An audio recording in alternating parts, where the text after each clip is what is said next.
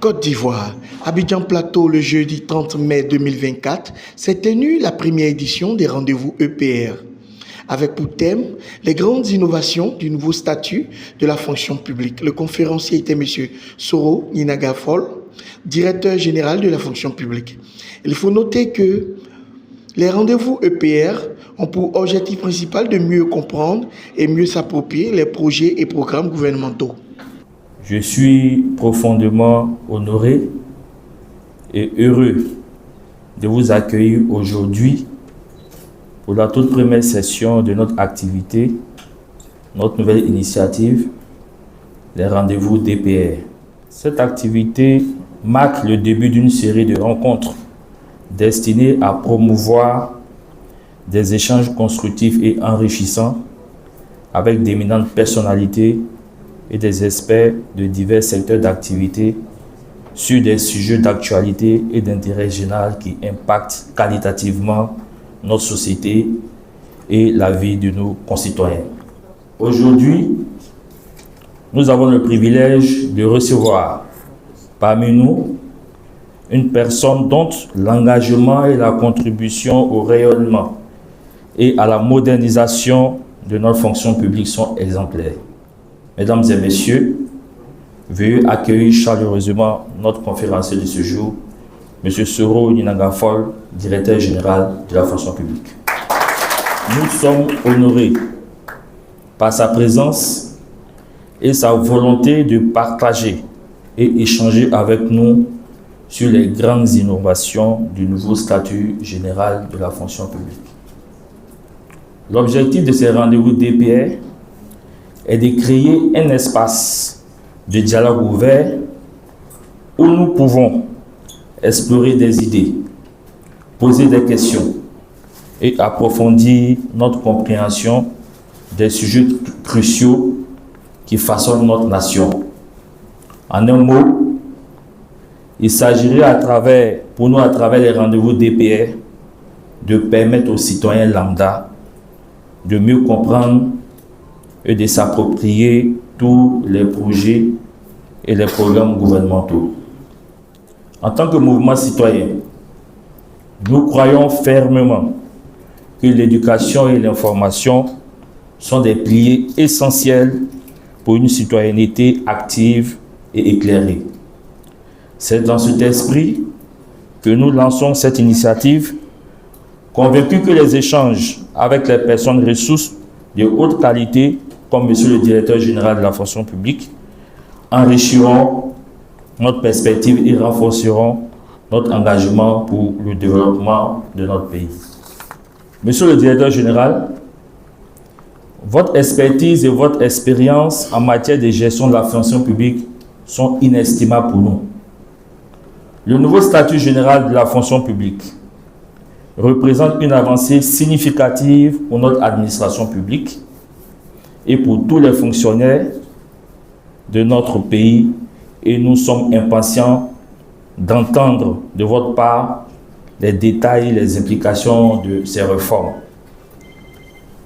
Vos éclaircissements nous permettront de mieux comprendre les changements en cours, leurs objectifs et les bénéfices attendus pour les fonctionnaires et pour toute la société et pour la société dans son ensemble.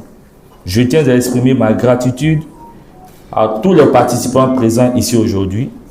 Votre présence témoigne de votre engagement et de votre intérêt pour les questions de gouvernance et de développement. Votre participation active est essentielle pour le succès de ces rencontres et je vous encourage vivement à profiter de cette occasion pour poser des questions et partager vos réflexions. Pour conclure, je voudrais réaffirmer notre conviction que, par le dialogue et l'engagement, nous pouvons ensemble contribuer à bâtir une République très moderne et solidaire. Que cette première session des rendez-vous DPR soit le début d'une aventure collective vers une meilleure compréhension et une participation citoyenne accrue. C'est un mouvement qui se veut citoyen et qui a une vision totalement en harmonie avec ce que Madame le ministre d'État, ministre de la fonction publique et de la modernisation de l'administration souhaite. Madame Anne-Désiré Moto, c'est des Ivoiriens qui, au-delà de leurs engagements, de leur coloration politique, aient une passion et une seule passion, c'est l'amour de la Côte d'Ivoire. Félicitations à EPR pour cet engagement républicain, patriotique, au sens pur du terme, au sens d'exaltation des valeurs qui doivent animer nos républiques. Et c'est pour cela qu'elle n'a fait aucune difficulté pour que nous venions à cette cérémonie partager avec vous les grandes innovations du statut général, du nouveau statut général, puisque c'est l'objet de notre présence ici. Pourquoi un nouveau statut général? On peut tenter de se poser la question. Mesdames et messieurs, il faut noter que le précédent texte, la précédente loi, date de 1992. Que ce texte était en vigueur et en application. Évidemment, avec une telle longévité, il y a des problématiques nouvelles, des approches nouvelles, des préoccupations nouvelles qui naissent et qui, souvent, ne trouvent plus de réponse dans ce texte qui, lorsqu'il avait été pris en 1992, était vu comme une avancée significative dans l'ordonnancement juridique de notre pays en lien avec les droits et les obligations des fonctionnaires. Mais à un moment donné, évidemment, comme je l'ai dit, il y a eu des voix qui ont commencé à s'élever pour critiquer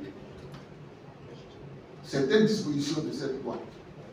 Et ces voix étaient entendues aussi bien au sein des fonctionnaires qu'au sein de l'administration elle-même.